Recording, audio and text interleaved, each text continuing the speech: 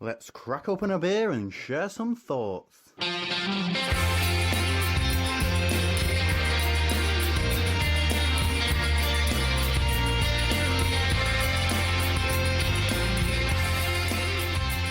Welcome to Hopinions, and this week we're back at Liquorice in Shenfield, aren't we? Our new recording studio. One of our recording studios. One of our many recording studios that we've got dotted around Essex, and we're joined by a guest this week, Johnny from Beer Frontiers. Welcome to Opinions. Hi guys, how you doing? Very well, thank you. Yourself? Excellent, yeah, not too bad. Nice bit in lovely Shenfield. I must admit I didn't know where it first was when I was invited to the show, but I'm here and we're all good. There you go. It's the it's probably the main junction in Essex, isn't it, for the railway? Yeah, because it's where it splits off down the south end, or you carry on up to Colchester and Norwich. So it's a quite a convenient spot. There you go, one for the train nerds there. Yes, they're also listening to the show. And Johnny, you're here to join us this week. We're going to be chatting about social media and beer in a while. Yeah. But as we always do, we've got beer in glass. Yep. We're starting off this week with running with Sceptres from Lost and Grounded, which is a special lager beer. It says on the label. What are our thoughts of this? We've been sipping it for a few minutes now. I haven't really given it much consideration straight away, so I'll let someone else dive in. I mean, Lost and Grounded for me were one of my kind of best finds of this year, where I remember seeing them in one of my local pubs. I mean, I heard bits and pieces about them. I'd heard that one of the main brewers from Camden, Alex, had gone and started his own brewery, and I remember hearing really good things. Tried the first pint of this, and it's just brilliant. The guy just makes really crisp, clean lagers, and that's exactly what this is. This is a crisp, clean lager, and I couldn't think of anything better to be drinking. It's got bags of flavour as well, hasn't it? To it, there's like a bit of a almost kind of bit of caramel feel to it. It's got a quite a good malty backbone, hasn't it? Yeah, for a lager. Oh yeah, 100%. Yeah. That's and that sort of comes through in the colour as well, doesn't it? 'Cause the colour's quite dark for a lager. Yeah, a lot darker than you expect. Yeah. We were all a bit like, when we poured it out, it was really dark, but yeah, beautiful. A little delicious. bit of sweetness on it. Yeah, no, it's very tasty. It's exceptional. Nice flavour. Yeah. I'm looking forward to enjoying this one. Yeah. Now, Johnny, let's give the listeners a bit of an intro to who you are and what you do. So it's over to you, really. Yeah, thank you. It's the elevator pitch, I suppose. Got 30 seconds. Go. Yeah. Tell us a little bit about yourself, mate. Okay, so I'm Johnny. I've been working in social media for the last, about 5+ years now, which you consider the kind of age of social media. That's a fairly long time for the actual medium itself. I previously used to work at Brewdog, so obviously quite a well-versed social media brewery, and I am now no longer in the beer industry, unfortunately. Everyone, so when I left the beer industry, I kind of thought I really wanted to remain a part of it, so I started my Beer Frontiers blog, which I'm currently just posting maybe 2-3 times a month on now, just kind of giving reviews and kind of my opinions on what's going on in beer at the moment. And as well as that, just the one thing I kind of set out to do at the start of the year was I thought I need a New Year's resolution, and one I'm actually going to stick to. So my New Year's resolution was the 500 beers challenge, which is drinking 500 different beers this year, at least a third, because it'd probably be pretty easy. We just did samples, and I thought, let's go from there. 500 different beers, that'll widen my palate a bit. I have been drinking a lot more IPAs, which didn't really do the initial job it was meant to do, but I mean it's great blog content for me, and it's just a great way to kind of chronicle what I've been drinking as well, which I think is really, really interesting to look back at. I mean, I think I'll look back at the end of the year, maybe do a little infographic and put that on the blog just to show styles and which beer shops have probably benefited the most from this challenge. So how far into the challenge are you then? I've just hit 400, so I'm nearly there. Okay. Yeah, 3/4 of the way through. We're pretty much there. So all good. Yeah. I reckon you'll probably know. I'd hope so. I'm confident. Yes, I'll be going back home from out of London around Christmas time, back home to Scotland. Town I'm from, there's not a great craft beer selection, so I decided I'm going to leave the likes of Tennant's and Carling and Stella to the very end, just in case. It's New Year's Eve. Finish on a high. New Year's Eve, 11:59. I need something. It's like Tennant special, yes. Finish it. I assume you won't be able to order a third of that though. No, probably not on New Year's Eve. So 400 beers in. Mm-hmm. what's been your real? Is there one beer that's been a real standout from 400 of them? There's been so many really good ones. The main standouts have mainly been stuff by Cloudwater, to be perfectly honest. I mean, they're just nailing everything they do this year. Absolute perfection. Wild Beer Co's Millionaire is probably one of the favourites as well. And funnily enough, one of the beers, I managed to actually count it on the list, but one of the beers / drinks that I had at the Beavertown Beavertown Extravaganza. Is that a new ride there? Yeah, exactly. Yeah. Beavertown Extravaganza, which is actually a banana cider by Slim Pickens. I did see you write about that. You do that. It was fantastic. It was not what I expected at all. It wasn't like your kind of Copperberg sweet too sickly. It was just nailed perfectly. And if you see it, I'd recommend it. No, I don't drink cider. If I see it, I would love to see Steve have it, if I'm being absolutely honest. Secondly, the thought of banana in anything other than in its raw format just makes me cringe. It's I'm not a big fan of either of those things. Even banoffee pie? No, I'm not a fan of banoffee pie. Absolutely no, it's not one of my favourites. So you mentioned there you was at the Beavertown Extravaganza, which is something we haven't featured on the show at all because neither of us went. We didn't go, and we saw a lot of the comments on social media over that weekend. There was just as much negative stuff as there was positive stuff. But you're the first person that I've spoke to that actually went to it. So give us your thoughts of the event from a punter's point of view. Of course, yeah. So I went on the Saturday, and we were pretty much just straight in the door. No hanging about. There was a bit of a 5-10 minute queue, which we went and got some food selection, brilliant. Had some halloumi fries. Can't really argue with that. Halloumi fries, great.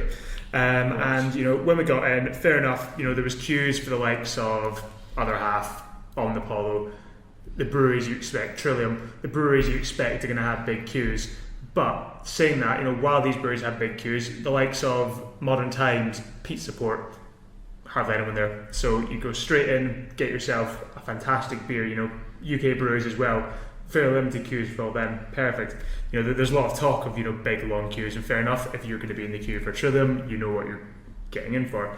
The other kind of criticism I found of the event was that kegs obviously kicked at certain points, and some people say they kicked quite early. But again, if you're having these very hyped unicorn breweries there, they're obviously going to be popular. There's only a certain amount of beer they bring in, and the kegs are going to kick.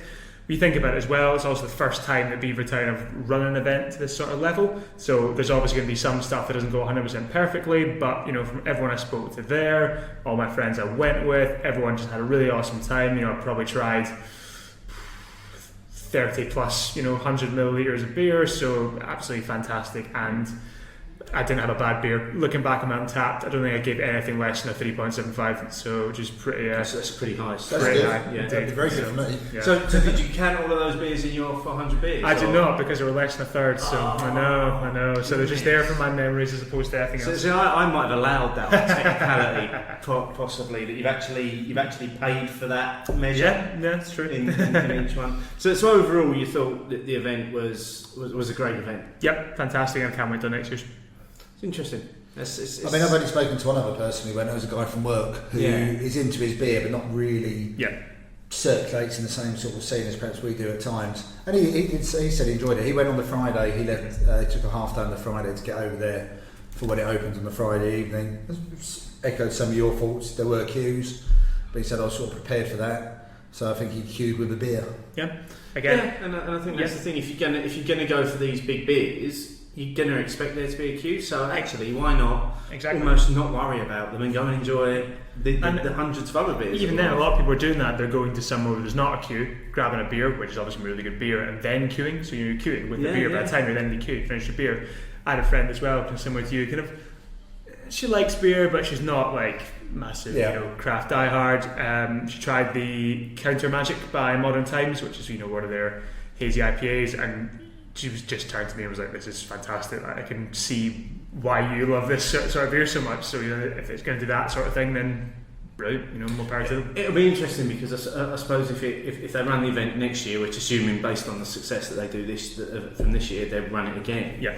If those queues will have moved to different breweries next year. Yeah, it'll be like a different flavour of the month almost, what people are queuing up for. 12 months is a long time in craft beer these days. Yeah, I mean, when you said that there was no queue for modern times, we were amazed. We were gobsmacked because it was like they make amazing beer, but they don't make the beer that everybody wants to drink at the moment, which is kind of cloudy, juicy IPAs. Yeah. I mean, what do you see over here? You see Blazing World, you see Lomaland, Juanita, I assume that's how you say it, Juanita.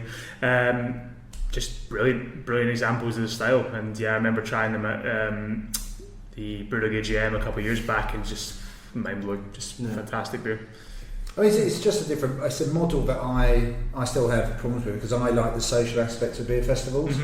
And unless you're going around in twos or threes and you're going to have the same beers all the time, I always feel with the small pours, I'm sort of going to lose the social interaction. And that's still a bit of a bugbear for me. But I pay this all-in ticket to have small pours, when sometimes I might want a third of the beer and just stop. Yeah, that makes sense. I mean, I wonder if there's a market for a can bar or bottle bar where you just grab something, sit down with it. Yeah. For that.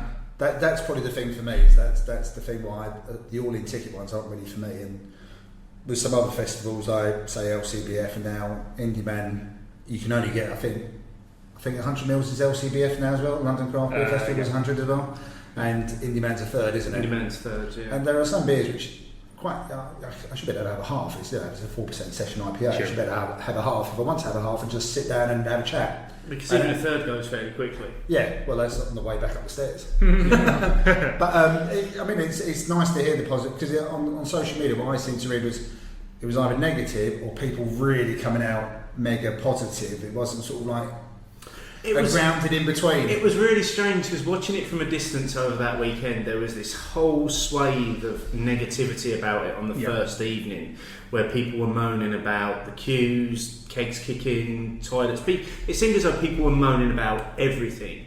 And then that was followed very swiftly the following morning by a lot of people coming out with the positives, and a lot of the breweries as well coming out with the positives, and then it just seemed to balance out over the weekend, and then all the stuff I've seen since has been positive about it, and that lends itself so nicely to tonight's discussion, which is why we invited you onto this show this week, Johnny, being a social media expert or guru or however you want to be labelled. It was an added bonus you went to Beavertown.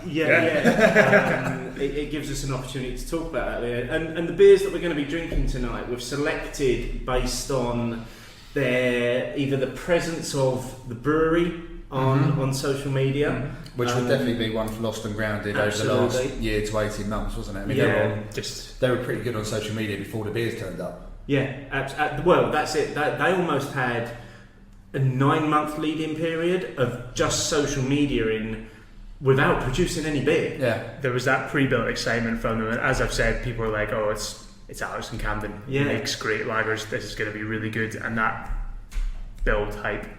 Brilliant. So that's the beer we're starting with. We're going to move on a bit later to a Magic Rock beer. We're going to be drinking Salty Kiss this evening. That's probably not the Magic Rock beer people were expecting you to say. No, they would have heard Magic Rock, and everyone would have been rolling their eyes going, really? I wonder what it's going to be. Steve drink a cannonball again. Because obviously, and we'll come on to it in the news, Magic Rock have very much been all over social media this week. And then we're going to be finishing off with a Brew by Numbers Coffee Porter, which was the beer that they poured at the recent Uppers and Downers Festival, which again is something that certainly for the couple of days after you couldn't move on Twitter without somebody mentioning Uppers and Downers. So we'll come on to that a little bit later. Let's just come back in to what we've been up to this week. I think this might be quite. This will be quite quick for you and I. I think we're both turning into Mark, aren't we? I very much am. I haven't been out again. I've just drunk all the beer in my fridge. I mean, I was supposed to be out last Tuesday for the Adnams Cigar City collaboration at the Nicholson's Showcase. Oh yeah. Over at the Coal Hole, but the day job got in the way. And I ended up working at home today, 11 o'clock in the evening that night. It's a shame. But it was a shame for me, but apparently Justin, a guest on the show a couple of weeks ago, it sounds like he drank my share.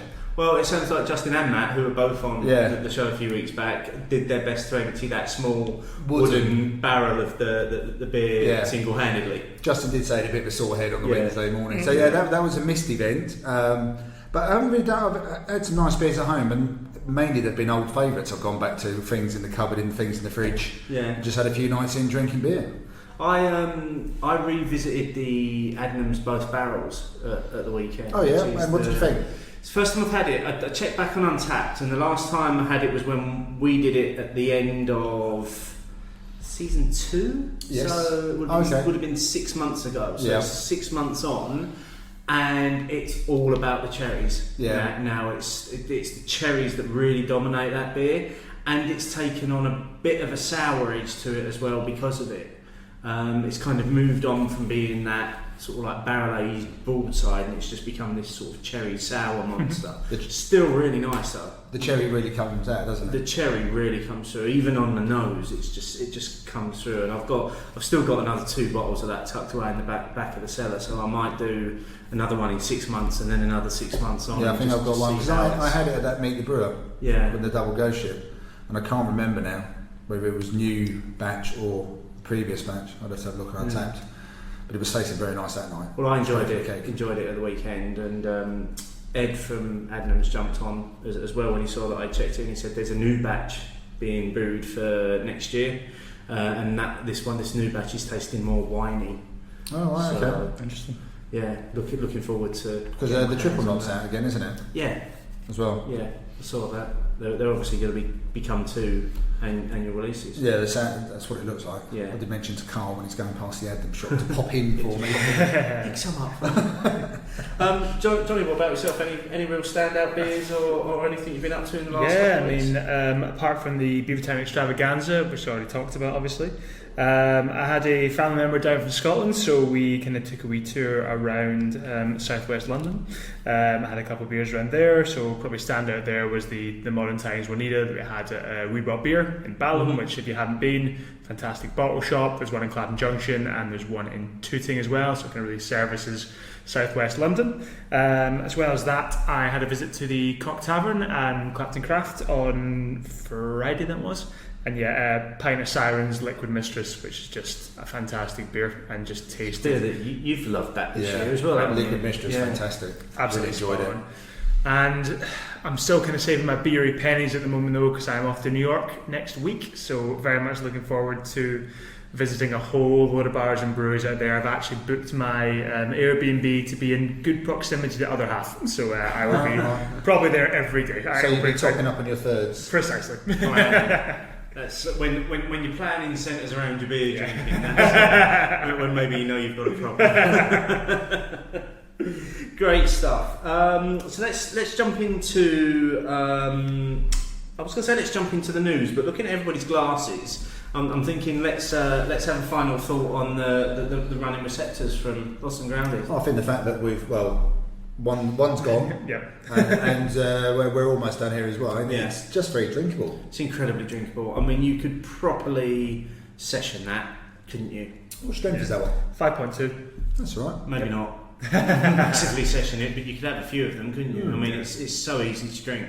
Yeah, could definitely bags of flavour in that as well. Could definitely go a pint of that without even thinking about it. It's just beautifully made, crisp, precise, clean. I've had a few Lost and Grounded recently because my girlfriend Michelle's sort of fallen in love with them, so she sort of buys them when she sees them, and I think they're churning out some really good stuff. Yeah. I mean, really unique artwork as well. I mean, you wouldn't really see that in any other beers. It's very kind of cartoon-like. It's kind of doesn't feel very English. No, yeah. Does that make any sense? Yeah, it feels like the sort of thing I could quite easily pick up on a shelf in America. Is it me, or am I making this up, or have I heard this? Doesn't it all come from a big picture that they've got, and they just choose little snippets from a big picture? Oh, really? For each of their beers. I don't know. Well, some sort of some sort of Bayeux tapestry. I caveated that with I might have made this up. And maybe that's what I want it to be from, but I'm sure there's that it all links together somehow. Okay. Well, if they haven't, they should, because it's a really good story. Yeah. Seems feasible. Yeah. Yeah. Okay, so we've thoroughly enjoyed that one. Yeah, Definitely. Yeah. Absolutely. The next beer that we're going to be moving on to this morning is the beer that's probably going to start the news. sorry, for this us. morning. Did I say this morning? You said this morning. You said this morning. The listeners now think that we drink and record No. early in the morning. Some people listen on their way to work in the morning, so for them that would have been bang on. They would still think we've got a problem. Think about it. Good save. Yeah. Trying to drag myself back from that one. So the next beer that we're going to drink this evening is a beer that's very much going to start the news for us this week as well. So we're going to move on to Magic Rock's Salty Kiss, and this has obviously been in the news this week because this week we heard the news that Magic Rock are now going to be stocking 3 of their beers in M&S. Yeah, so what is it? High Wire Inhaler and Salty Kiss. Yeah, which I think is quite brave from the point of view of M&S to be stocking something like Salty Kiss. Oh, I'd agree. I was surprised at that one. Inhaler and High Wire, less surprised. But maybe M&S didn't feel they had enough Cannonball to stock at train stations. or maybe they just was trying to work out which train stations I didn't visit on a frequent basis. I think. But what do we think about that? It caught me. I wasn't expecting it. So I had heard. I must admit, I'd heard rumblings about Salty Kiss appearing in M&S, but I didn't really take much notice of it because occasionally you pick up these rumours crop up and you think, I don't really see that happening. Why would M&S choose something that's quite a distinctive style that's going to be maybe a challenge for your everyday punter? But the news came through. I think it was probably the day after we recorded last week. Like most typically of these things tend to happen. This was going to happen, and it was along with some other beers that are now going to be M&S are now stocking some new beers from Ilkley as well are going to be appearing in M&S. But and then obviously the inevitable sort of questions around Magic Rock's decision to do this, and I think because they released a blog, didn't they? Richard Burhurst did release a blog about the decision to do this, and they had some new FV tanks delivered as well. But they have. So that's the first 2 news items this week that you're lining up for me there. So the first one's obviously the Salty Kiss, which is Rich Burhouse did say, we've made the decision to supply M&S due to their commitment to quality, widespread reputation for excellent food and drinks, quality production procurement through Real Ale, and excellent supply chain logistics. So, and I think if you go on to read the blog, his reasoning was very much the same as when Northern Monk put the blog out about stocking Morrison's. They chose M&S for a reason because they knew they could meet the demand that was coming from M&S. And then yes, that was also linked with them installing more FVs, so more shiny stuff. An additional 500 hectolitres is being installed, increasing the capacity to 1,200 hectolitres, and they expect that to come online in the next 6 to 8 weeks, and that will be producing the majority of the beer from Marks and Spencer's. Yeah, I mean the blog, the basics of the blog was the free beers they're going to put into M&S sort of guarantees everything else that they'll be doing. Yes, it becomes a bit of an underpinning, doesn't it, of everything else they want to do, whether that be the specials, etc. That was the gist of what I got from the blog anyway. It was, and they also went on to say that things like the 500ml tall boys and the more experimental one-offs, they're still pitching that at the independent market because they still want to get those beers to proper, I suppose they probably use the term beer lovers, but probably knew they meant nerds and geeks. People like ourselves that are going to chase those beers. But yeah, I mean, the prospect of walking into any train station and walking into an M&S and picking up a High Wire for your train beer has got me positively goosey. I'm glad you're on that side of the table, Steve. I must admit. So before we go any further, let's give the Salty Kiss a go because it's sitting here in our glass. Cheers.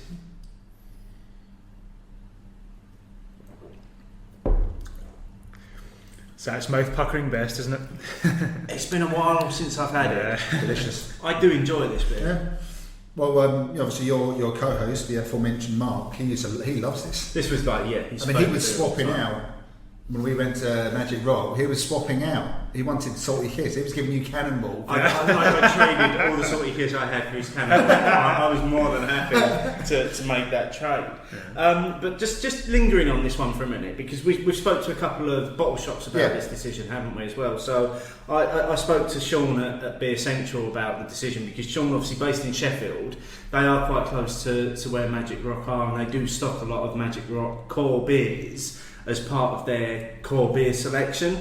So I asked Sean if this would impact on their decision to stock Magic Rock, and he's more than happy for me to quote him, so I'm going to go word for word on this. So Sean said, yes, we will. Magic Rock are a favourite of our customers and will stock all three for now. We'd only review that situation if sales of those three slowed to a halt, but that's highly unlikely. Can't really say that M&S or any other supermarkets have much effect on our sales. It's interesting that many people think smaller bottle shops can't compete with big retailers, but in reality they can't compete with us. Our size means we're much more flexible and can react to beer availability on a daily basis. Supermarkets are too big and slow to take full advantage of an ever-changing industry.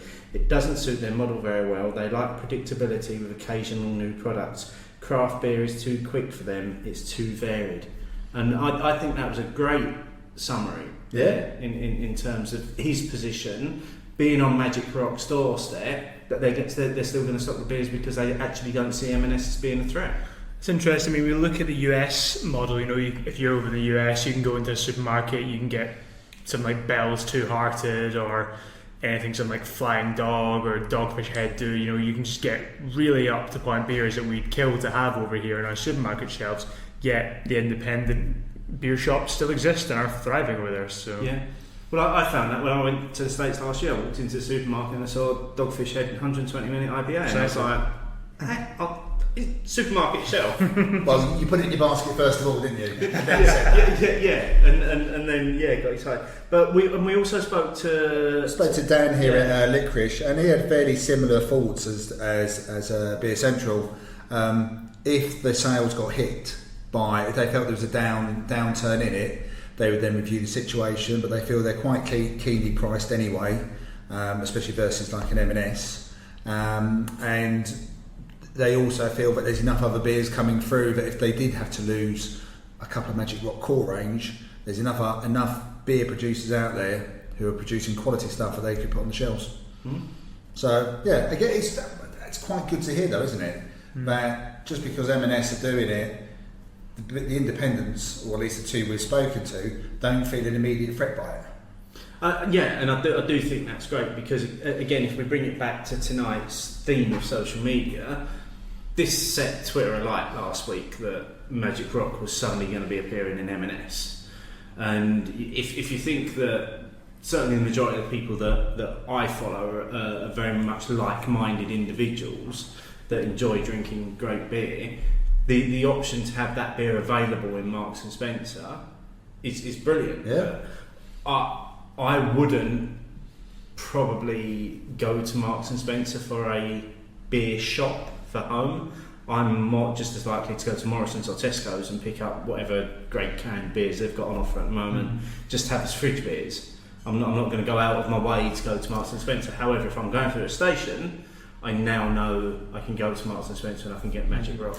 I wonder if that's a geographical thing as well, because obviously we're quite lucky that we live, London or nearby London, where we actually have this big, massive, expansive choice. Meanwhile, there's some places in Scotland, for example, where big towns, small cities, where your pretty much only craft beer option would be the supermarket, and you're now getting this increased choice in the supermarket you wouldn't get otherwise. That I remember being about 19, 20, only thing you really get would be a punk IPA, and that was your craft beer choice, and there wasn't really anything else. And now, I remember going back home at Christmas, looking around the shelves, you've got Fine Ales, you've got Northern Monk, you've got just a whole massive swathe of craft beer that you just couldn't get, and the supermarkets are the ones actually pushing that forward in these big towns, small cities where you just can't get anything else in any other place because the shops don't exist. So yeah, I mean, I think we touched on it before, haven't we, on a couple of shows, that the supermarkets, especially like you say,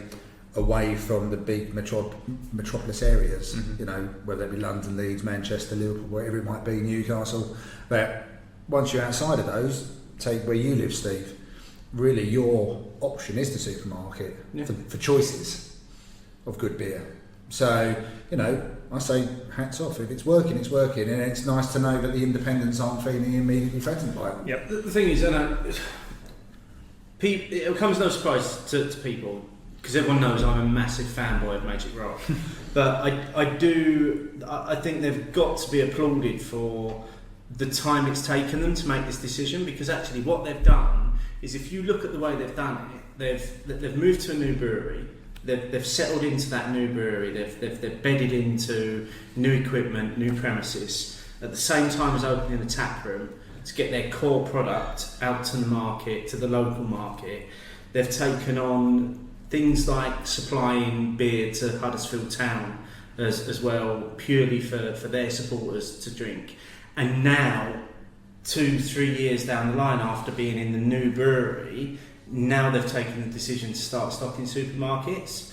I don't think it's a decision that Rich and the team would have taken lightly either. No, I agree. And I think, you know, still the interesting thing for me is the selection of beers that they've chosen, and still particularly the one we're drinking, Salty Kiss. It'll be interesting to see if in 6 months' time it's selling, or whether it gets withdrawn and replaced. To be honest, I was surprised at Inhaler, but that's just because personally I don't think it's definitely not one of my favourites for them. But it hits that. It's in the sweet spot for the beer, isn't it? It's the sweet spot for the ABV, isn't it? 4% session IPA. Yeah. Whereas Highwire is 5-6 or something. Yeah. So not quite so smashable. Yeah.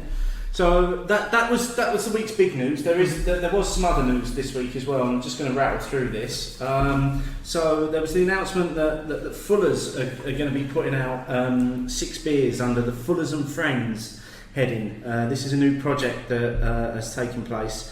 Fuller's have teamed up with Cloudwater, 4 Pure, Hard Knot, Marble, Moore and Thornbridge to create 6 collaboration beers that will be going into Waitrose just in time for Christmas in a little presentation box. So the beers that they produced are a dry hop lager with 4 Pure, a New Zealand Saison with Marble, a red rye ale with Thornbridge, a New England IPA with Cloudwater, smoked porter with Hard Knot, and homage to extra special bitter with More beer. Each beer has been produced at Fuller's in Chiswick, and 6 members of the brewing team partnered up with each brewer to create the beer, the recipe and the artwork. And as I say, they'll be available in Waitrose just before Christmas. So are we excited about this? Yeah, I think so. Yeah, that sounds very interesting. I am. Yeah. I want to give them a try. Yeah, definitely. I quite like the idea of that. Just the people they've collabed with as well. Yeah, just in time for Christmas. I know what I'm getting all my beery for. Exactly. I mean, the one that obviously jumps out there that kind of stands out now is Cloudwater. You know, I think Fuller's Cloudwater New England IPA sounds really, really interesting. So yeah, let's. Well, it'd definitely be a departure for Fuller's, won't it? This is true. Absolutely, but interesting. I'm quite interested in the ESB as well. Well, the one they're collab with Moore. Yeah, to see, because obviously that's a style that Fuller's created. So it'll be good to see. And they've collabed with Moore before, haven't they? Yes. As well. Yeah. So they've already worked together. Also this week we had Wild Beer Co. Won the Best Drinks Producer at the BBC Food and Farming Awards. So congratulations to Wild Beer Co. for that. Yeah, I mean there was a lot of that on social media, wasn't it? Yeah, well deserved as well. Yeah, and then the only other news, which is a bit of self-indulgent, but we released the details of the Crimbo Crawl this week. That's big news. Yeah, so we're hitting up Sheffield on 2nd of December. Details are up on the website. There'll be a link in the show notes if anybody wants to go through. And there's no changes. The schedule is fixed. The schedule is okay, so let's just be clear about that. The schedule has been fixed. It's not changing. That is it. It might change on the day, dependent on the amount of beer that's consumed as we go from place to place. But that's the usual caveat with any pub crawl. Yes, yeah, but it's up there, and we're looking forward to hitting up Sheffield. Yeah, well, I've never been out drinking in Sheffield. It's a good night out. We're starting at 10:30 in the morning. It's a good day out. so that should be good. Right, let's get on to the main part of this week's show then. Opinions, opinions, opinions, opinions. Hopinions. This week we asked, does social media enhance your drinking or ruin the experience? A low number of votes this week compared to what we've had recently. It's only 223 votes, but overwhelmingly 86% of people went for enhancing your drinking. Only 14% saying ruining the experience. And that was pointed out to us tonight by Miles, who said maybe asking people on social media if social media is a good thing is going to slightly sway the results. Yeah, turkey's one for Christmas, isn't it? Yeah. But I think more interestingly was the amount of comments we had on this week's on this week's poll. We had a lot of people that were very, very passionate about social media and what it's done for them. But I'm gonna spin things around this week. So rather than do the comments first, I'm going to take our views first, because, like I said, that's why we've got Johnny with us this evening. So, Johnny, from your point of view, you mentioned that obviously you've previously worked in the industry in social media. Mm-hmm. For you, is social media becoming, I suppose, more and more of a tool to encourage people to embrace beer? I mean, most definitely. I mean, when I was, pondering over the question, I kind of see it from two different lenses. I see it from a consumer lens, where I see that, Untapped is just a great way for me to track my beer, increase my beer knowledge in a lot of ways. Look what other people are drinking, see what is trending at the moment, and if you want to put it that way. And as a lot of the comments have said, as a consumer, there's also all the great connections and the great people that you just meet through social media, like, yourself, Steve, for example. Well, I think we all three of us could probably say around this table we've all met. I met Martin through social media. Yeah. We ended up at an event together, and one thing's another, and I met you through social media as well. So. Yeah. So, and as well as a consumer as well, it kind of gives you the direct conversation with the people who are making your beer, which can be great. You can just say to them, here's what I really love about your beer, and they can come back and give you a like or give you a retweet. Yeah. Perfect. And you get that great sense of pride that you've interacted and gotten up there. And then can I just jump in there? Sure. I don't want to dwell on your past life too much. Sure. But managing a corporate social media account, you obviously probably get an equal amount of good stuff, sure, as well as people just throwing shit at you for the sake of it. But once he blocked you, it was alright. Do you just ignore the negative stuff and just focus on the positive, or if the negative stuff is like genuine negativity? Yeah.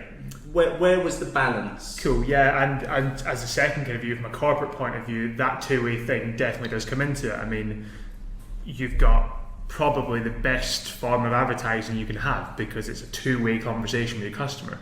You say to them, here's what we're going to give you, and they can then come back and say, what about this, what about this, what about this.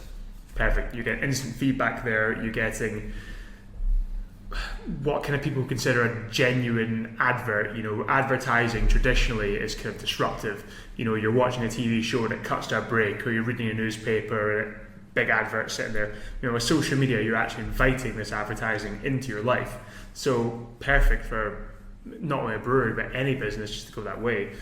In terms of kind of dealing with positive and negative slants, again, if someone's just genuinely out there trolling and trying to be disruptive, is not the word, but trying to be a dick. Yeah. Just say it. Thank you. You're well within your rights to ignore them if they don't have a genuine complaint. Meanwhile, if they've got a genuine complaint, if they come to you and say, look, your beer's oxidised, you go back to them and you say, sorry about that, can you give us a batch number, we'll send it straight away, we'll look at that, and you can resolve their problem, and that can actually be really beneficial for you as a business. And social media is the channel you do that on. I'm going to interrupt there. I think that's a really good point, because I've had experiences on social media where I know that it's about breweries. I know that the breweries are socially aware of how good they are with the media, whether that be Facebook, Twitter, Instagram, and yet when I've then bounced something back to them privately, like using DM or something, because I've always wanted to go down that initial route of, well, mistakes happen. Which is the correct way of doing it. Yeah, I'll go to you privately first of all. Yep. And nothing happens. And I'm thinking, if you're active on social media, to just ignore that kind of thing is just completely wrong. And I've had it with a couple of breweries, and one of them is a very well-known brewery. It got resolved in the end, to be fair to them, but it wasn't quick. And I just think that you can't have it both ways. If you're going to do it, and you're quite happy to pounce on the good stuff, retweet it, tweet it, like it, comment on it, then you should do the other way, especially when it's been done properly. Like a polite DM, little picture, this is what I got, wasn't too happy, and yeah, you shouldn't have to wait weeks. I mean, sure, and I agree with that to an extent. Sometimes it is just down to staffing. You know, there's not enough people to man that, and they just can't get back in that timescale. Sometimes it has to go through various processes, etc., etc. But I agree, you approach that totally the right way, privately first, which is just the best way to do it, because it doesn't put them under the pressure to kind of be seen to respond perfectly. You know, they can get back to you, they can ask you more questions, they can find out more information about it, and that's the perfect way of doing things. Kind of when we're looking at that though, in the kind of negative side of that, you do get, you can kind of, as a brewery, invite more criticism on, or as a business, for example, invite more criticism onto yourself by being on social media. If you post something that people disagree with, you could post a print ad in a newspaper. The only way people are going to get back to you is on social media about it. You know, if you post a social post, they've got that right there to go straight back to you. How many times have you gone on how many times have you complained about, you know, a TV ad on social media? Probably very rarely. Because it's not there, and you forget about it to click onto. If you see a post that's slightly, not even wrong, but you know, badly worded, or there's an apostrophe in the wrong place, people are very quick to jump on that. So that's probably one of the negative sides of having a really strong social media presence. Anything from Ryanair at the moment, then? Yeah, they're just on complete lockdown. So turn the social media off then. Yeah. So, but I mean, that's a bit focusing on the negative. What was you know, again, not necessarily focusing just on your previous life. What's the good side of it for you? What's the real positive aspect? You mentioned one of them about you can have that direct interaction with the breweries and stuff. What was it that you enjoyed when you were doing it all the time? You can, I mean, as someone doing it kind of corporately, your ideas and your posts and the stuff you've created and you're very proud of creating can reach millions of people within seconds. And there's no other way you can do that, really, unless you pay millions of pounds to advertise on TV. There's no other way that you can reach that many people in that level of time. So that's why it's brilliant for me. As well as that, you know, it's also a great way to, apart from the kind of cost-effective nature of it, as we talked about, it's a great way to build a community and to build advocacy for a company. You know, the ultimate form, I think, of advertising is word of mouth. For example, when we came in here, Steve, I said to you, try this beer from Wylam, the Swipe Right, and you went, yeah, brilliant, because you trust me as a recommendation to try it. You know, if you read that on an advert, for example, you go, okay, I might give that a go, because I've recommended it to you. That's how you do it. If you can build that advocacy of people talking about your brand and how much they just love your brand, they'll tell all their friends how much they love your brand, and their friends will go, okay, if he likes it or she likes it, I'll try it. I trust them. Precisely. Social media is the best way to build that advocacy. And for both company, blog, even kind of community, if you say to someone, personally, if you say to someone, you know, I really like this band, do you want to come see them? They'll go, yeah, and then you get that plus in your personal life. It's got someone to go see a band with you. So social media, I think, is the best way to do it this day and age for a whole spectrum of things. So bringing that full circle to you then starting the blog, did you just decide that you were going to hit all forms of social media, or did you target a particular form of social media for maximum engagement? I mean, there'd be a couple of bits of advice that I would give to kind of companies doing social media. One of which would be pick your battlefields. You don't have to be on every channel. If you're on every channel, you're spreading yourself a lot thinner than you should, unless you have the resource to do that. If you have the resource to do it, by all means, crack on and get your reach out as much as you can. However, kind of tying it back to breweries, probably quite a limited resource and marketing team unless you're an AB InBev or someone at that level. So you need to pick where your core customer is at. And at this day and age, it's primarily Facebook and Instagram. Yeah, really it is, and if you give it a couple of years, you can see Facebook's numbers climbing, and it'll be interesting to see where Twitter are in a couple of years for my kind of personal opinion. That's really like that. Yeah, because I was fully expecting the answer to that question once you'd said about not spreading yourself too thin and that kind of thing, was to be saying Twitter. Because in my mind, the beer community lives on Twitter, but maybe that's just the community that we're embedded in. Yeah, but I was going to ask you about that, because obviously you've been doing this now for 5 years. Yeah. The Beer O'Clock show hasn't just got to where it is because of the outstanding quality of the podcast itself. It's the content and the content and the facts. It's the community that you built up over that time. Yeah, because that community existed before I joined. That Beer O'Clock show community was there. There was people who regularly engaged when the show came out and things like that. So, but you have done that mainly via Twitter, haven't you? It's predominantly we're most active on Twitter because, like I say, that's where our little community lives, and that's where we'll talk to people and we'll get feedback. Do you think one needs the other? So if you're a podcaster, or say blogger as well, but say it's the podcast, would the podcast have got to where it is now without that extra engagement and time and effort that you put into the social media side? Yes and no.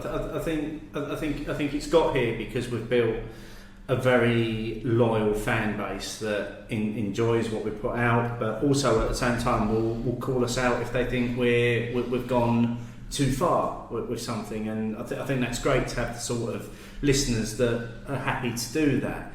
Although I do think it's got to a point maybe where it's plateaued in terms of the number of actual active listeners that engage with us through social media. I would say I've noticed that as well, but I definitely think the two have gone hand in hand from where I was from the outside looking in to now being on the inside looking out.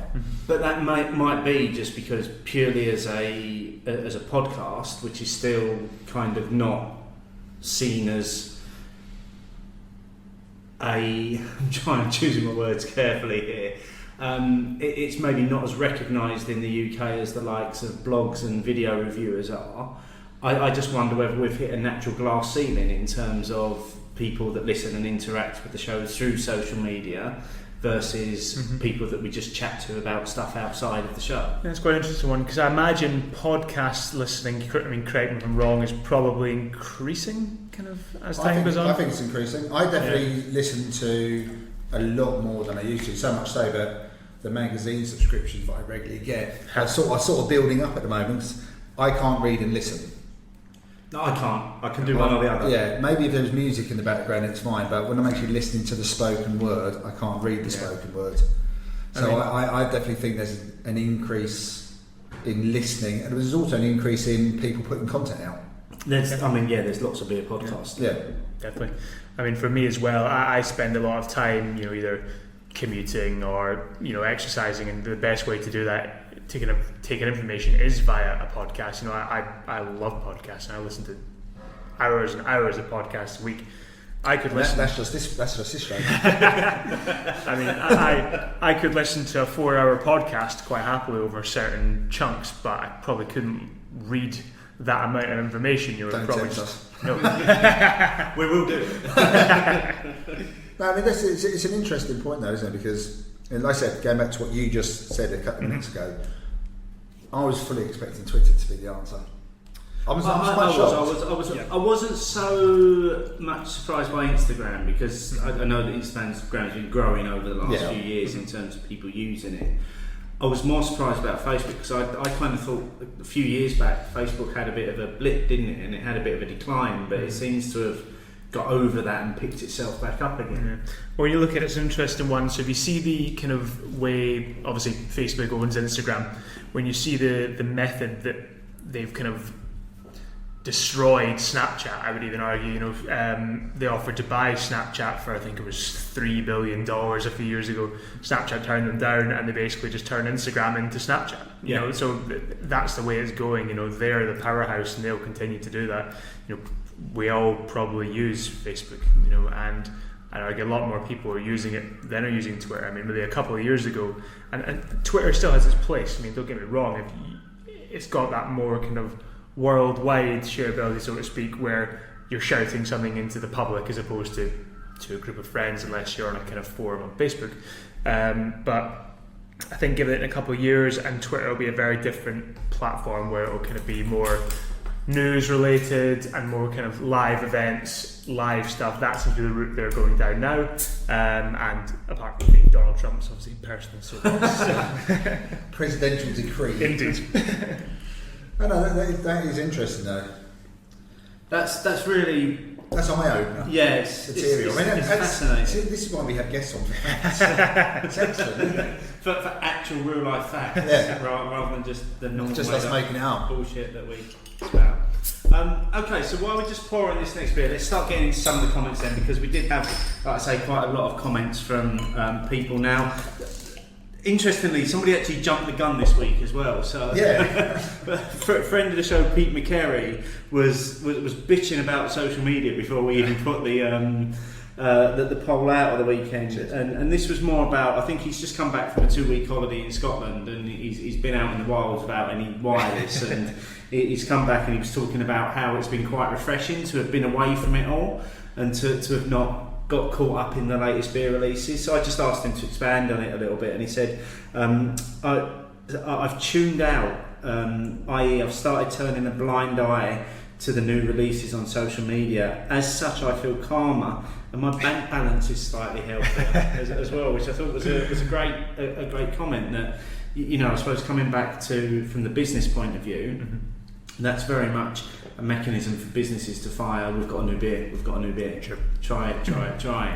And if you can just step away from that for a minute, actually, you can just take a step back and start buying beers and drinking beers that you just want to enjoy again, rather than buying them because there's this kind of pressure to buy them almost. Social media has definitely increased FOMO. Yeah. There's no two ways about it. It probably wouldn't exist at the moment without social media. You know, there'd be kind of whisperings of, you know, this brewery in America that's made this gorgeous beer, but you'd never see it. You know, you'd maybe see it if a friend went to America and bought it back for you. But now, you know, you can have a podcast about it, you can have tasting notes about it, you can have a picture of it, you can have people drink it on a video within minutes of it being released. So it definitely is that. I mean, we also had another preemptive strike from Paul at UNRCD, didn't he? Yes. He almost ruined our poll.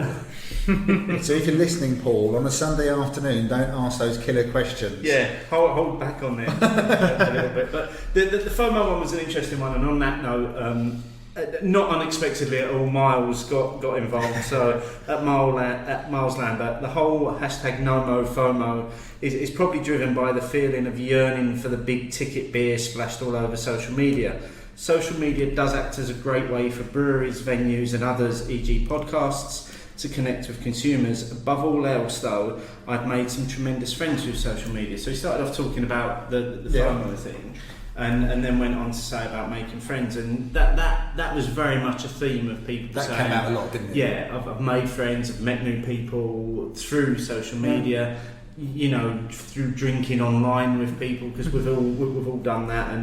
And Sparky Wright mentioned that as well. I've met loads of great people drinking through social media. No complaints from me. I think it's a good tool for people that don't live anywhere near the craft centres as well, which is what we've discussed. Speaking of drinking, yes. So cheers. So we've got the this is the 1010 coffee porter from Brew by Numbers, which is an imperial coffee porter, 10% on the nose or what? Yeah. Brewed for the Uppers and Downers Coffee Beer Festival, which they hosted, didn't they? They hosted it, yeah. Oh, that's all the coffee. Got a lot of coffee, as you'd imagine. Oh, that could be one of the most coffeeiest, to make a new word up, beers I've had. Well, the note on the bottle does say it was brewed with 10 grams of coffee per litre. So that's quite a lot of coffee. That's gone into that beer. And it's not hiding. It's not at all. But that is there. It's lovely. For me, it's taken a little. As you know, I'm not a coffee drinker, but I do like my coffee beers. But this is taking a little while to reset. Yeah. At the moment. But again, talking about social media and beers, this was for the Uppers and Downers Festival, which was the Good Beer Hunting Coffee and Beer Festival that, as we say, was hosted at Brew by Numbers a couple of weeks ago. you couldn't escape the fact that festival had happened on Twitter. I'm The day before, the day of, and the day after. I'm getting more FOMO about events now than the beers. Are you? Yeah, because some of the events just look really interesting and the places where they're being held. So when you went to Leeds International last year, you raved about it, both on social media and in person. It lived up to it. It was a fantastic place to go. But, you know, the Uppers and Downers Festival, even, you know, the Beavertown one you spoke about earlier. I mean, that was trending UK-wide on Twitter. So it's some of it's the actual events I find out. I'm starting to, in my head, think about which ones would I like to go to next year, because the ABV Fest that Wayne and Janice mentioned recently in their podcast in Belfast, but the venue it was in, at the Consecrated Church, just sounded amazing. The main bar was on the altar. It wasn't like that when I was at church. So when I was an altar server, there was no bar. Bit of manky red wine. While we're on this then, how are you feeling about missing Indie Man this weekend?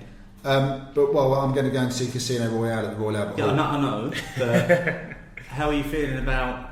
Because I've been twice, I'm not feeling despondent about it, so to speak. It's more events I haven't. I'm getting a little bit twitchy. But you've been to how many? I've been to 3 now, but I did say that I felt last year something wasn't right for me last year, so I've almost taken this year as a year off to kind of reset my love for it a little bit. But this week in particular, beginning to see the activity ramping up on social media, I'm now beginning to get a little bit sad that I'm not going. I've got to admit, I am a little bit sad that I'm not going. If I hadn't been going to New York next week, I would be devastated. I wasn't going. So I mean, because the week it was also an inconvenient weekend for me. Well, they've kind of moved it forward a week. Haven't they had to, didn't they? Wasn't they saying? Are they actually using the swimming baths for swimming, or they're putting some water in one of the baths? No, I think there's an event on the weekend, because the baths has been open during the summer, so it's been an active swimming pool during the summer. So they've had to drain all the pools again to be able to use it to do other things. Oh, okay. So the friends of the baths are getting their funds together to start using it again. Yeah. That must look really quite amazing again as a swimming pool. I reckon it must. But again, based on the building itself, it's probably only good for the summer, because I reckon those change rooms are fucking cold. Yeah, but that'd be nice, because some change rooms are just too hot anyway. But no, I mean, I'm sure I will. I mean, there was one bit where I saw that Andy was going to be pouring his beers up there. Yeah. And I thought, blimey, he's going to be doing Indie Man. That's some journey that he's been on. That's really about 18 months. Yeah. So there's probably a few which I'll see up there thinking, if I'd been up there I could have got hold of that or something. But no, at the moment I'm feeling fine about it, because I also did have such a fantastic time at Leeds, and also in a month's time I'm going to the States as well, so I've got a few things to look forward to. Yeah. And if you are up at Indie Man, do try Elusive, because Andy's beers are always off the charts. He makes some good beers, doesn't he? I mean, we enjoyed them at Leeds, didn't we? We did, even though he wasn't there serving them. Abandoned his missus. It's a part of the band. Let's try and rattle through some more of these comments. So Simon Clark at Simon Carbon enhances, yes, because modern beer geekery is a pretty niche thing. It's good to connect with like-minded folks. Also, Twitter can open direct comms with breweries themselves, with the breweries that are active on it anyway. However, tweeted a brewery a few days ago about opening times and off sales and never got a reply. They're lost. So we were saying that earlier, weren't we, about breweries that are active when it suits them, but when they're not, they're possibly losing business. Yeah, I'd say so. That. And this is something businesses have to take heed of and realise that this is the way the consumers now want to speak to them, as opposed to phoning or however you did it 10 years ago. So I'm far more likely to tweet somebody now and ask them a question rather than actually pick up a phone or send an email. Even sending an email is too much trouble these days when I can contact them. That's because you have to open an email. Dear Sir, Madam. And you've got to find something to put in the subject line as well. I mean, that's 40 characters already. You haven't got time for that. So Pete at Hops and Hoops said, for me, Twitter was definitely a fast track to becoming knowledgeable about modern beer. What styles and breweries to try, where to buy, etc. What started purely as a source of knowledge for me then became a community type thing, a definite enhancement to my drinking experience. I definitely agree with that one, and that ties into what Miles and Sparky said, because obviously met Sparky for the first time up at Leeds a couple of weeks ago. Yeah. But by the time I met him, I felt like I knew him. Well, I say yeah, but I don't actually. Well, you did meet him. I've got a picture. I know, but I had to tweet him the next day and say, "Did I meet you last night?"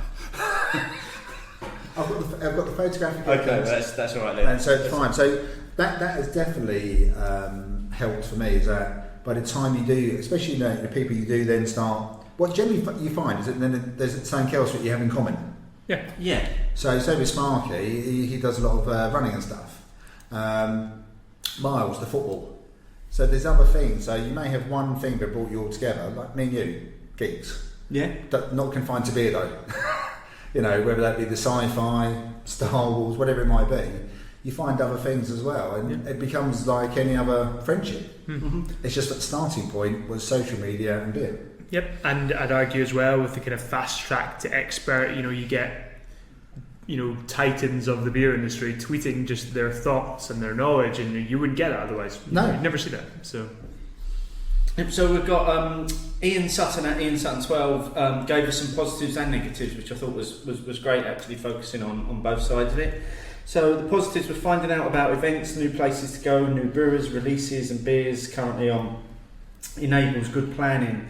Negatives, sycophantic backslapping by the beery in crowd, hyping everything up. Once you identify them and cut out the crap, all is good. So the fact is that he's still reading what we put out and listening to us means we're not there yet. Clearly. I'm going to take that as a compliment. He's not cut us out yet. Yeah.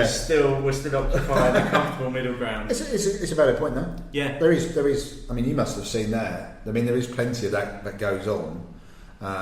And I suppose you some have to filter it out sometimes. But I suppose some companies have aimed for that almost to get that sycophantic loving, and again, without harking back to your previous life, the whole punk ethos around Brewdog was about people really falling in love with Brewdog as I was going to say cult there for a minute, but as a brand. I use the word cult actually. But as the whole thing, it was all encompassing. It wasn't just about the beers. Yeah. It's about everything that Brewdog do, say, put out, whatever it might be.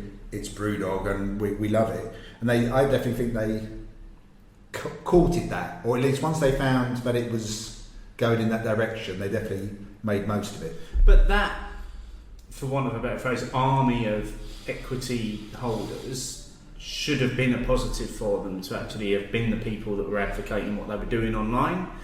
Whereas for me, I'm not going over this, but a lot of what they do just frankly upsets me and makes me be embarrassed to be an equity holder. So I'm not sure, if you've got an army of people that are going to advocate everything that you do, you've got to try and embrace that group somehow, and you've got to try and keep them on side, haven't you? Yeah, I'd agree with that, but I definitely think there's probably more punks that are on side than not. Oh, probably. I've just probably muted most of them on Twitter, to be fair. Let's just do a few more. So another positives and negatives. This was from Matt Chinnery, who was on the other week at Half Pint Gent. For the positives, it's great, meeting people, sharing thoughts, etc. But for the negatives, it can be a nightmare. Calling people out, sending poor feedback to brewers, things quickly being blown out of perspective, or Twitter beef. Thankfully, the good outweighs the bad. But it's fairly good point. Very well rounded, yeah. I think that's one of the issues with social media, though, isn't it? Is that you could tweet something in the way that you'd say it, and instantly somebody would take it in the wrong way, and then from that point you're in an argument, and you can never really get out of it. No, and that's happened to the best of people who you think are fairly media savvy, have fallen down the same rabbit hole by making a comment which in their head sounds fine. And if you're saying it to someone, you can correct yourself straight away. Yep. Job done. Move on to another subject. Whereas even if you decide to delete it, it's out there. Oh, because somebody's already screenshotted it. Yeah. That's the thing, and that's happened to a few big breweries at times. They've put stuff out and realised that they've said something wrong, but somebody's already got a screenshot of it, and then that's all over Twitter. Yeah, and so the screenshot gets retweeted. So it happens to the best of us, and that's going back to football, which I mentioned about Mars. Footballers probably do it a little bit less now. I think the managers have sort of got on their case a bit, but sometimes don't put out there what you're thinking. I don't think it'll be managers. I imagine a lot of football clubs probably employ social media. I was just about managers. to say they 110% have That's social true. media. Yeah, social media there. Because there was a period of time where footballers were just putting stuff out. I was like, no, shut up. Stop talking. Yeah. What are you doing? Stop it. So last one then, I just want to finish on this one because I think it kind of sums up what we've been saying. This is from Joe Hill at Multiplex Rant. Made lots of beer friends, some of whom became actual friends. It's a great way to interact with some breweries too. Yeah. Yep. I think that Lovely. possibly sums up everything that we've been saying. Any final thoughts from us on social media? Martin, we've not really explored our views this evening. What? I always felt I was a bit late to the beer social media scene. The blogging has only been the last couple of years, podcasting the last year. Untapped was 4 years in the making, but I kept that mainly for my own records as much as anything else. But then once you start sharing and you start getting a few comments back and things like that, you start to take a bit more notice. I enjoy it. I haven't had that many negative experiences, and touch wood so far, when I've had someone come back to me, if it's been constructive, happy to engage. But I remember I put one of my posts I posted to the Camera Facebook group and I had a discussion, which wasn't a bad one. And then, but the opening line of the next sentence was "You're wrong." Right, okay, well, there's nowhere to go with that discussion. So I just said, thank you very much. It was really good that you engaged, and I left it at that because there's nowhere to go when someone does that. But yeah, on the whole, it's been positive. I've met some fantastic people. I wouldn't be doing this if it wasn't for social media. However I got to this point, I wouldn't be doing it.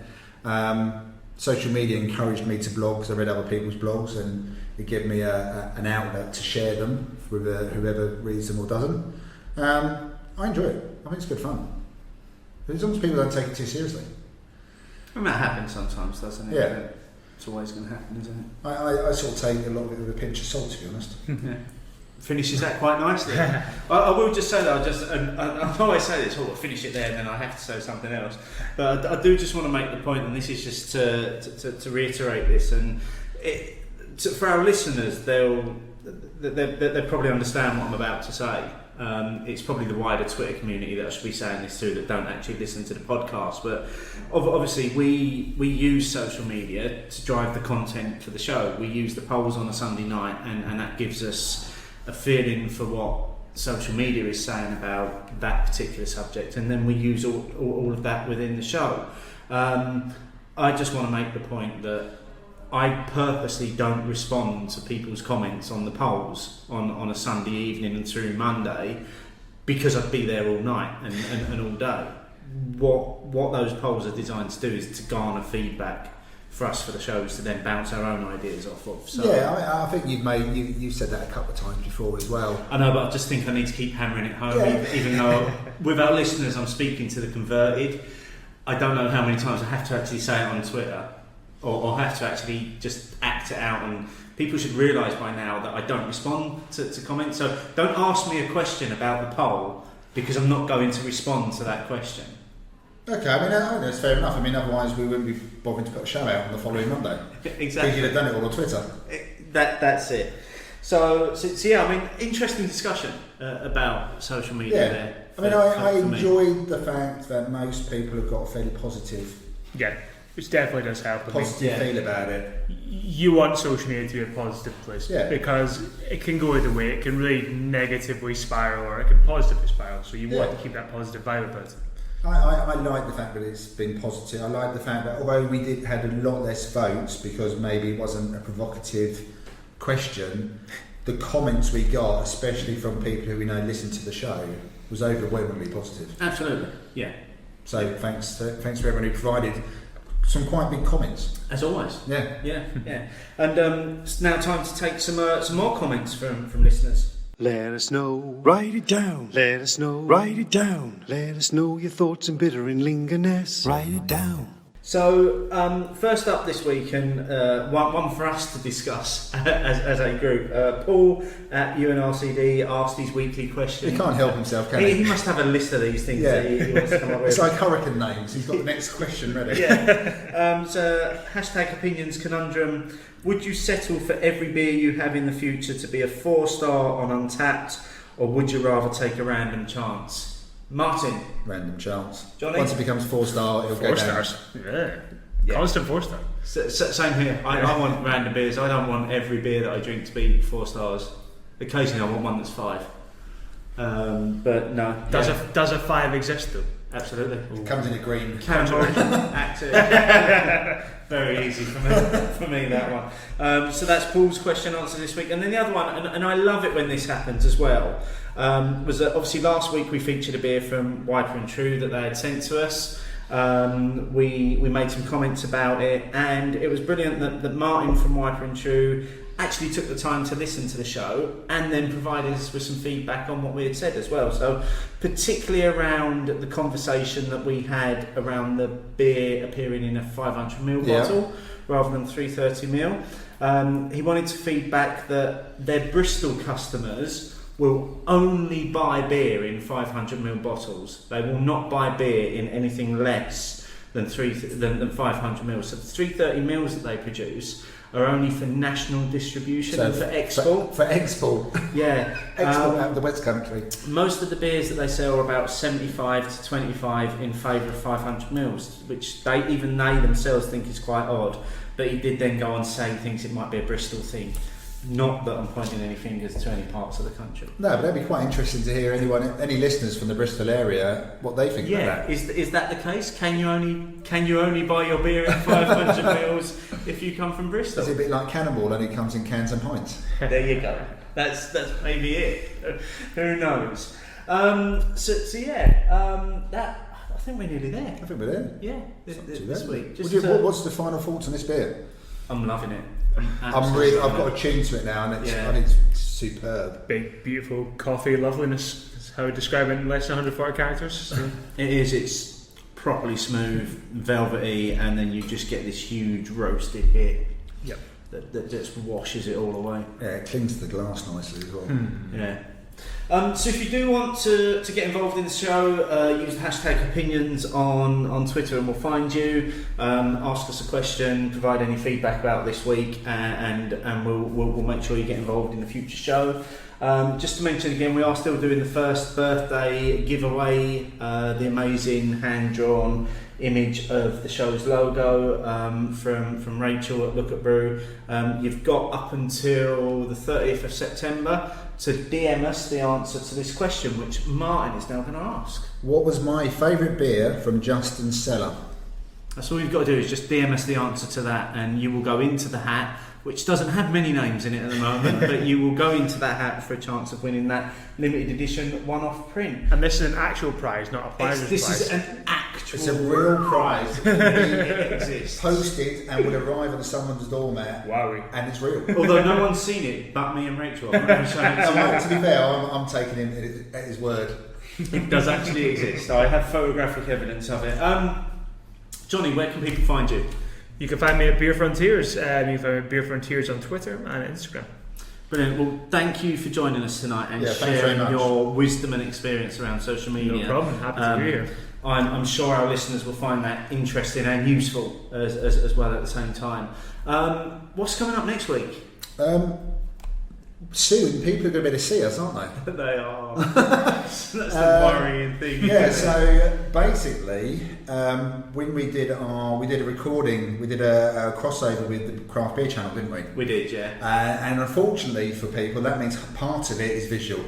Yeah, so that's actually see what we look like, yeah, and how uncomfortable we are on camera. Some of us, sometimes they can't actually see what we look like, but we'll let you see that for yourselves. Yeah. And then the follow-up to that will be released the night after. So what's that, Wednesday? The video should be out on the Wednesday the 4th of October. And the show will be out on the Thursday after, so 24 hours later. Which is kind of the follow-up The video's short and sweet as beer channel videos Yeah, I think are. basically we've been editing out of it. It's just Johnny. I think so. Isn't I think they've done their best to edit us out of it. We've not actually seen the final cut yet. So yeah, we do a brief thing in the video, and then we go into a lot more detail on the podcast. Yeah. So that will be next week's show. Yeah, so look forward to that, I think. Yes, That's awesome, guys. That's great. Brilliant. So I suppose that's it then. Yeah. Raise our glass if anyone's got any left. Cheers. Twitter. I think I'm a big loser. Then I go to my computer, turn it on, and I feel grand. All because of Twitter. Direct message me. Please message me. Or at least reply to my Twitter. Tweet.